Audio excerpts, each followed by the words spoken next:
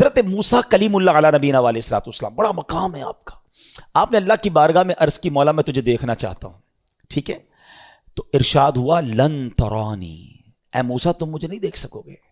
کلیم اللہ ہے. جب کسی سے بہت پیار ہونا اور اس سے بات بھی ہوتی ہو، دیکھا نہ ہو تو اور دل میں تڑپ بڑھ جاتی ہے، دیکھا نہیں ہے بات تو ہو رہی ہے، اللہ جلوہ بھی دکھا دے، میں تیرا دیدار کرنا چاہتا ہوں. ارشاد ہوا لن ترانی، اے موسیٰ تم مجھے نہیں دیکھ سکو گے. پھر عرض کیا تو اب ایک پہاڑ پر تجلی نازل ہوئی، حضرت موسیٰ تاب نہ لائے اور بے ہوش ہو گئے.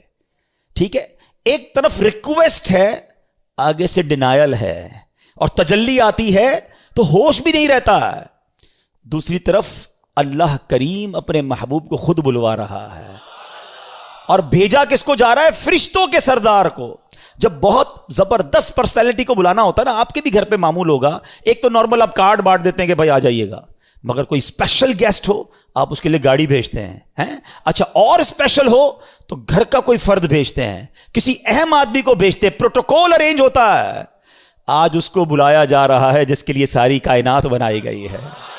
آج رب کے حبیب کی حاضری ہے، بھیجا گیا ہے فرشتوں کے سردار کو، کروڑوں فرشتے اللہ کے، اربوں فرشتے، مگر نہیں، آج میرے محبوب نے آنا ہے، جبرائیل تم نے جانا ہے. اب جبریل امین جب نبی پاک کے پاس پہنچتے ہیں تو نبی پاک تو آرام فرما رہے. اچھا، اٹھانے کے بھی پروٹوکولز ہیں نا، بہت قریبی نارمل انداز میں ہاتھ سے اٹھا دیتا ہے بندہ، اٹھ جائیے بھائی، آواز لگا کے اٹھاتا ہے.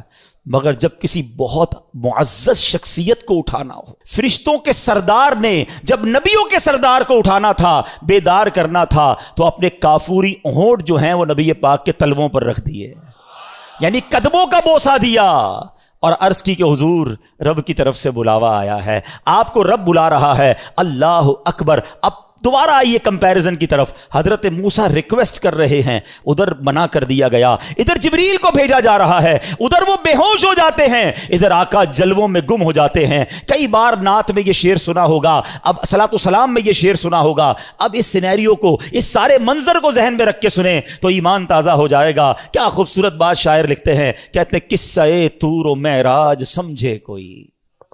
What is the difference between طور and معراج؟ طور وہ جگہ تھی جہاں حضرت موسیٰ بے ہوش ہو گئے تھے، اور معراج وہ جگہ ہے جب رب نے اپنے حبیب کو اپنے پاس بلایا. قصہ طور و معراج سمجھے کوئی بے ہوش جلووں میں گم ہے کوئی.